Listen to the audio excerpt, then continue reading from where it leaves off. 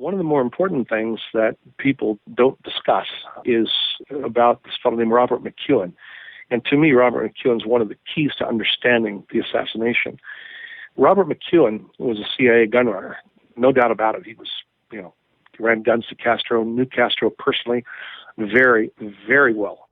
McEwen was interviewed by the House Select Committee for hours. Those tape recordings, which I made copies of, are in the National Archives. They're available to researchers.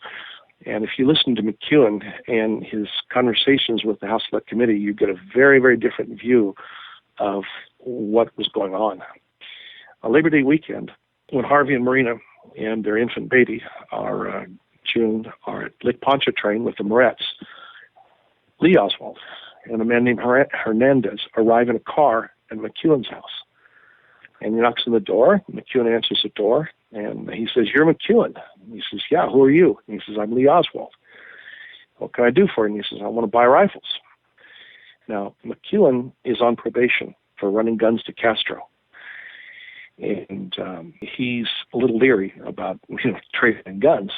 And Oswald says, "I will pay you $1,000.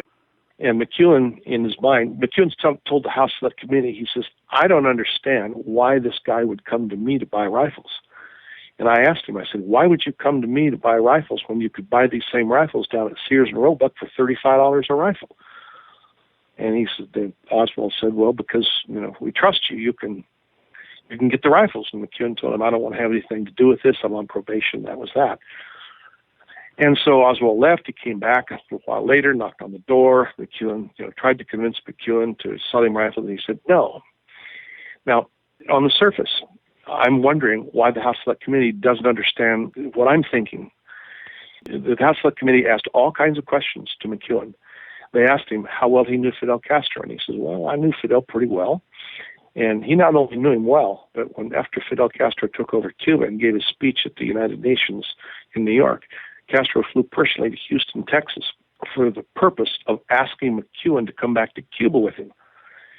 And McEwen told the House Select Committee, he said, "I could have a job in the government, or he'd give me business concessions, anything I wanted. Just, please come back to Cuba. We'll have a great party and we'll have a great time." And McEwen said, "I can't. I'm on probation." And so Castro left. And in my book, one of the photographs in my CD-ROM is of Castro and McEwen together at the airport in Houston, and it's called Castro, and the caption of the photograph is "Castro and the Gun Runner." And the House Select Committee asked McEwen how well he knew Castro, and he said, "Well, pretty well." And he said, "Did you ever have any other dealings with Castro?" And he said, "Well, sometime after Castro took over, my brother's friends were fishing. They got too near the Cuban waters, and the Castro's militia, the Cuban militia, picked him up and threw him in jail." He said, "My brother told me the story and asked me if I could help out." And he says, "I put a call into Fidel, and I told Fidel what the problem was, and he put him on the next plane home." And of course, I'm thinking, this guy's got a reel. I mean, McEwen knows Castro pretty darn well.